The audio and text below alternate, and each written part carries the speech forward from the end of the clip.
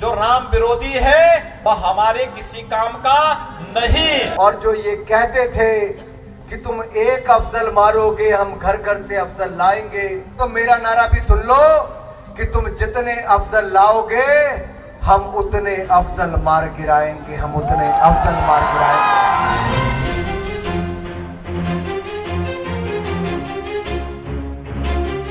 1992 में इस देश के कारसेवकों ने भी इस देश के अंदर हिंदू आस्था की उस प्रचंड ज्वार का भी प्रदर्शन करने का कार्य किया था जो वर्षों से दबाने का कार्य हो रहा था। जिसको श्री राम प्रिय न हो उनको किसी बैरी की तरह वैसे ही छोड़ देना चाहिए, विस्मृत कर देना चाहिए।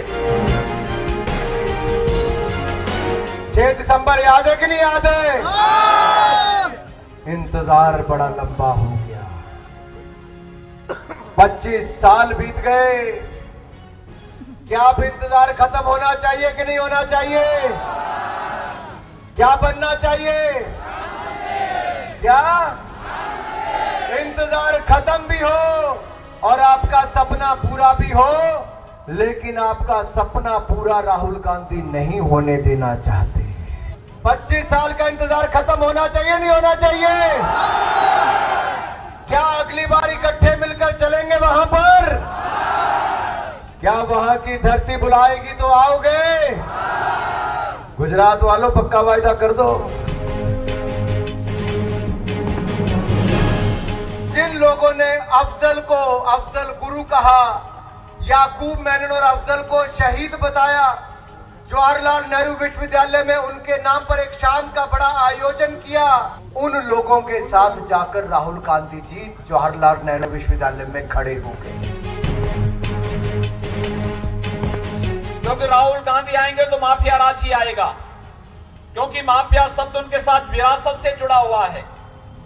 इटली, इस माफिया शब्द सबसे पहले इटली में आया था और इटली से शब्द उनके साथ ही गुजरात में भी आ जाएगा, इसलिए उससे पहले तौबा कर दीजिए।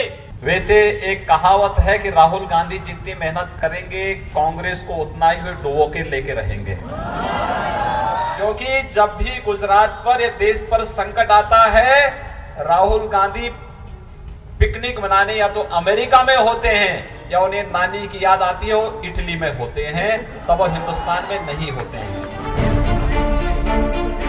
आप सबसे मैं कहने के लिए आया हूं, कहने के लिए कि भारतीय जनता पार्टी आज जिस रूप में आज भारतीय जनता पार्टी आज आप सबके बीच में इसीलिए आई आपसे कहने के लिए कि भारतीय जनता पार्टी विकास के बारे में आप सबके बारे में कहने के लिए आई है कि भारतीय जनता पार्टी ने विकास के जिस अभियान को आगे बढ़ाने का निर्णय लिया है उस अभियान के क्रम में आज गुजरात एक मॉडल स्टेट के रूप में आप सबके सामने है, देश के सामने है, दुनिया के सामने।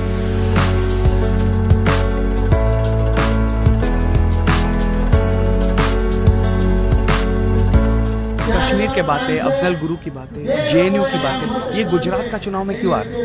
वो तो हमें भी नहीं पता, क्योंकि यहाँ पर तो कांग्रेस इसलिए आती है कि यहाँ पर विकास पागल हुआ है। वो लोग ऐसे बोले राम मंदिर बनेगा तो वो भी तो विकास ही होगा। और कैसे?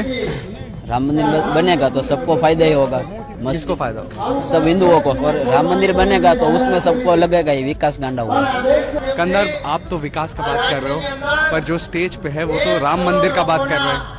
हाँ, लेकिन उसका एक पॉइंट है राम मंदिर, मेन ऑब्जेक्ट तो डेवलपमेंट ही है। और विकास का बात उन्होंने वो भी किया है कि जो रोड है, जो पानी की व्यवस्था है, इलेक्ट्रिसिटी है, वो 20 साल के पहले यहाँ पे जो नहीं थी वो इसी गवर्नमेंट ने दी है। जो भी होना चाहे वो डेवलपमेंट के लिए होना चाहिए, लेकिन ये तो एक पॉइंट है कि जो काफी सालों से अटका हुआ